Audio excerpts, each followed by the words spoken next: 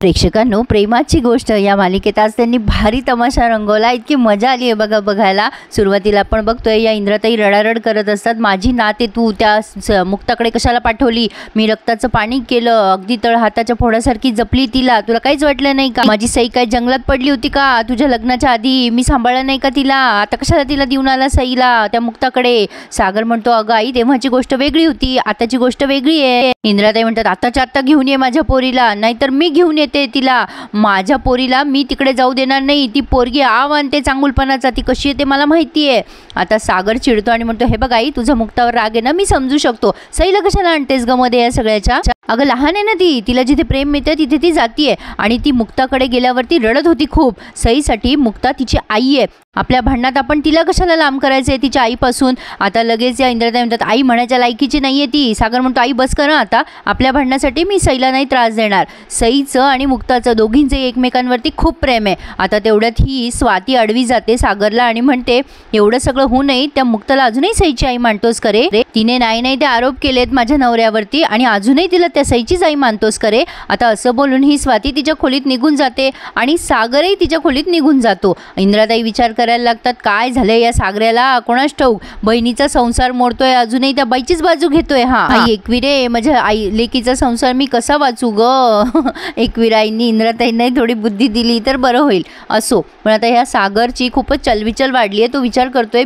मी मुक्ताला कसं निर्दोष सिद्ध करू? आता असा विचार करून त्याने मुक्ताच्या क्लिनिकमधून आरतीचा नंबर घेतलाय आणि आरतीला फोन करतोय. पण आरती फोन उचलते. हा विचारतो, आरती बोलते का? मग तिकडनं ती हो म्हणते. मग हा म्हणतो, मी सागर कोळी बोलतोय. आरती फोन कट करत असते. सागर तिला इकडनं रिक्वेस्ट करत असतो, हॅलो प्लीज फोन कट करू नका. हे बघा मुक्ताच्या आयुष्याचा प्रश्न आहे, पण तरी पण ती आरती फोन कट करते. सागर आता कन्फ्यूज झालाय, करावं तर काय करावं, कसं मुक्ताला निर्दोष सिद्ध करावं, हे सगळं बघणं पुढे इंटरेस्टिंग ठरणार आहे. पण सागरच्या लक्षात आले की आरती काहीतरी प्रेशर खाली आहे म्हणून. आता इकडे या सावनीला ती खालीच आहे सागरच्या घराजवळ आणि मग तिला त्या जजची अपॉइंटमेंट मिळाली आहे आणि ती विचार करत असते, बरं झालं आता हे जज साहेब यायला तयार झाले, आता शेवटचा घाव करते सागर. आता याची सुरुवात तू केलीस, शेवट मी करणार. आता ही सावनी ना त्या जजकडे गेली आहे. त्या जजला म्हणते, बरं झालं साहेब तुम्ही मला तुमचा थोडासा वेळ दिलात.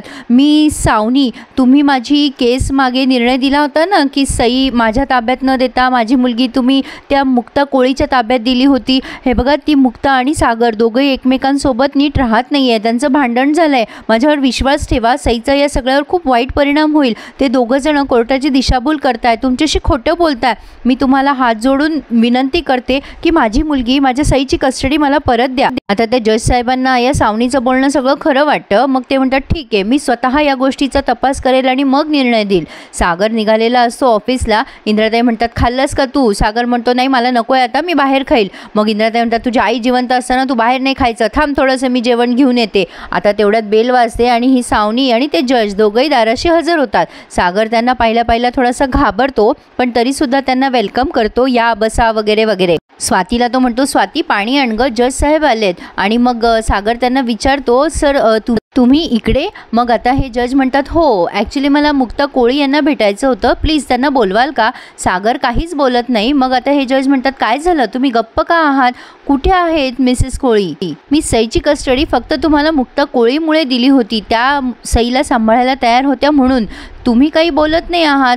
मला असं वाटतंय की मला माझ्या निर्णयाचा पुनर्विचार करायलाच हवा. आता इंद्राताई खूप घाबरतात आणि सावनी तर हसतच असते तिथे उभी राहून. हे जज म्हणतात, सावनीने मला जे काही सांगितलंय ते खरं असेल तर मला हे सगळं पुन्हा तपासून बघावंच लागेल. आता स्वाती पण जरा घाबरलेली आहे सईची कस्टडी हा विषय काढल्यानंतर. सागर म्हणतो, या सावनीने तुम्हाला काय सांगितलं मला माहीत नाहीये, पण इथे सगळं नॉर्मल आहे. इंद्राताई म्हणतात, चहा घ्याल का तुम्ही? जज म्हणतात, नाही मला काहीच नकोय. आता सावनी यांची अवस्था बघून मजा घेतीये, म्हणजे तिला फार भारी वाटतंय सागर डिस्टर्ब झालाय म्हणून. मग आता या इंद्राताई आणि ही स्वाती दोघी जणी खोलीत निघून बोलतायत. आता ही स्वाती म्हणते, मम्मी अगं हे बघ, आपल्याला ना त्या मुक्ताला बोलवावं लागेल या परिस्थितीत, आपल्याकडे इलाजच नाही आहे आता दुसरा. या इंद्राताई म्हणतात, मी नाही जाणार तिच्या पायापाशी. आता ही स्वाती म्हणते, अगं मम्मी आता तुला हार पत्करावी लागेल, ती आपल्या घरी नाही आली तर सईची कस्टडी जाईल ग.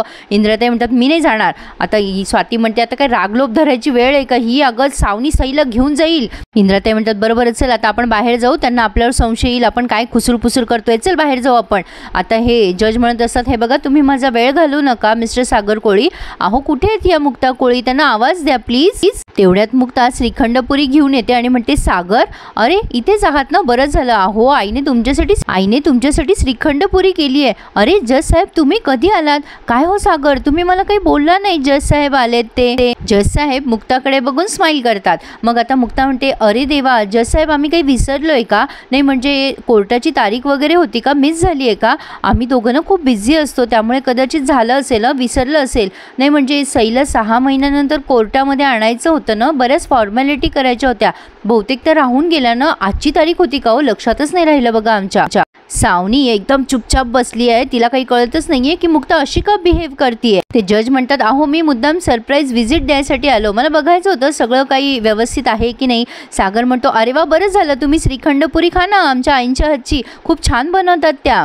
आता हे सगळेच त्या जजला आग्रह करत असतात श्रीखंड खाण्याचा. लगेच ही सावनी म्हणते ए थांब, काय चाललंय हे सगळं, काय नाटकं करताय तुम्ही सगळेजण. हे बघा साहेब हे ना खोटं बोलतायत, तुम्ही सगळेजण मिळून त्या जज साहेबांची दिशाभूल करू नका.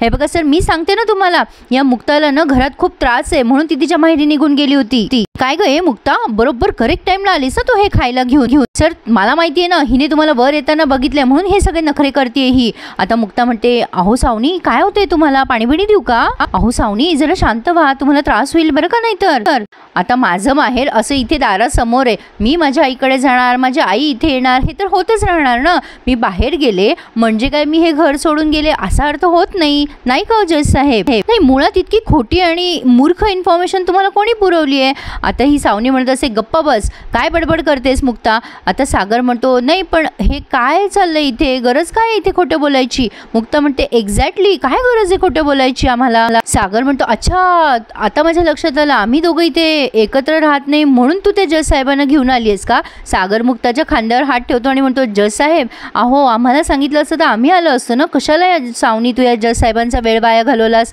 Sir I am very sorry. म्हणजे ही सावनी ना तुमच्याशी खोटं बोलतीये, कशी वागते बघा ना. सावनी म्हणते मी खोटारडी आहे. अहो नाही हो सर यांचं काही ऐकूच नका, हे सगळेजण खोटं बोलतायत, तुम्ही यांच्या बोलण्यात येऊच नका, हे सगळे तुम्हाला फसवताय. सागर म्हणतो ही बाई काही बोलतीये. मग सावनी म्हणते हो का मी खोटं बोलतीये का. जेव्हा या जज साहेबांनी विचारलं की मुक्ता कुठे, तेव्हा तुम्ही सगळेजण का घाबरलात, का तुमच्या तोंडावर 12 वाजले होते, सगळ्यांना घाम फुटला होता तुम्हाला. सागर आता निरुत्तर होतोय. मग हे जज म्हणतात खरंच ना तुम्ही सगळे का घाबरला होतात.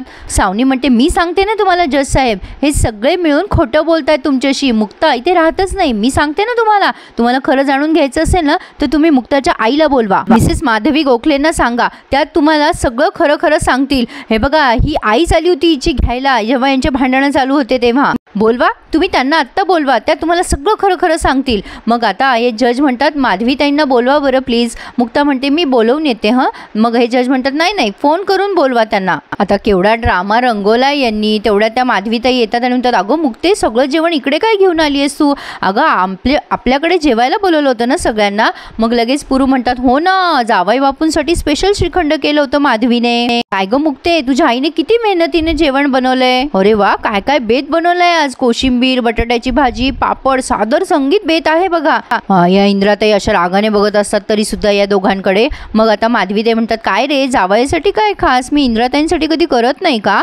लगेच पुरू म्हणतात अगं हो ग. मग लगेच जज साहेबांना हे दोघं जण नमस्कार करतात आणि जज साहेब यांना. पुरू म्हणतात अगं माधवी हे ते जज आहेत आपल्या सईच्या कस्टडीमध्ये होते ना ते. आता माधवीताई म्हणतात अच्छा ओके नमस्कार माफ करा मी ना माधवी गोखले. पण काय जज साहेब आलायत. नाही म्हणजे हे तुम्ही बरं केलं इथे आलात ते.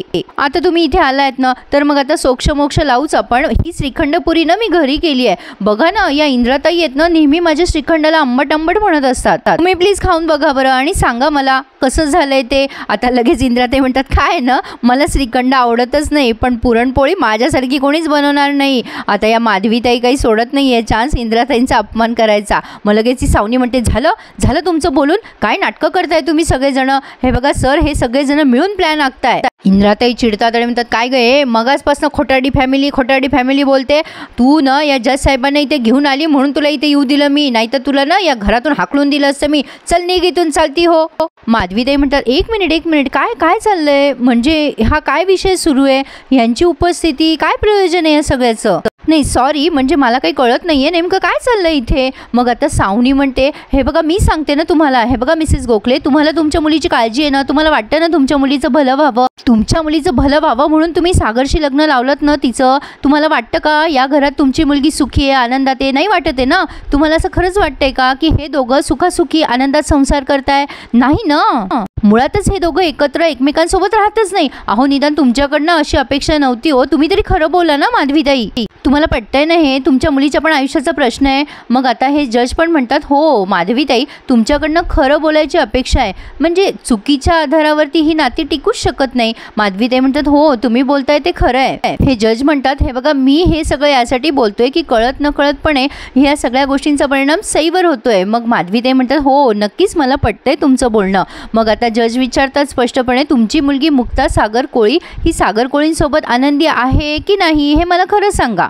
आता हे सगळे एकमेकांच्या तोंडाकडे असे बघायला लागतात आणि इथेच त्यांनी हा रिव्ह्यू पूर्ण केला आहे. पण आता खरी मजा उद्या येणार आहे तुम्हाला बघायला, कारण या जज साहेबांनी बोलवलंय सईला. सईला ते विचारत असतात, बाळा तुझी आई म्हणजे मुक्ता कोळी इथे राहते का तुझ्यासोबत? मग आता ही सई आधी रडायला लागते आणि म्हणते, माझ्या मुक्ताईला माझ्यापासून दूर करणार नाही ना तुम्ही कशाला आला आहात इथे? मग सावनी तिला मॅन्युप्लेट करायला लागते, अगं तुझ्या मुक्ताला या इंदिराताईने या इंदिरा आजीने हाकलून दिलं की नाही? तू खरं खरं सांग जज साहेबांना. आता सगळे सईकडे अपेक्षेने बघताय की सई आता काय सांगेल या जज साहेबांना आणि सगळंच प्रकरण पांगेल. काय वाटतं तुम्हाला प्रेक्षकांनो, काय सांगेल सई या जज साहेबांना? मला नक्की कमेंट करून कळवा आणि एवढा छान डिटेल रिव्ह्यू दिल्याबद्दल माझ्या चॅनलला लाईक आणि सबस्क्राईब करायला प्लीज विसरू नका. धन्यवाद.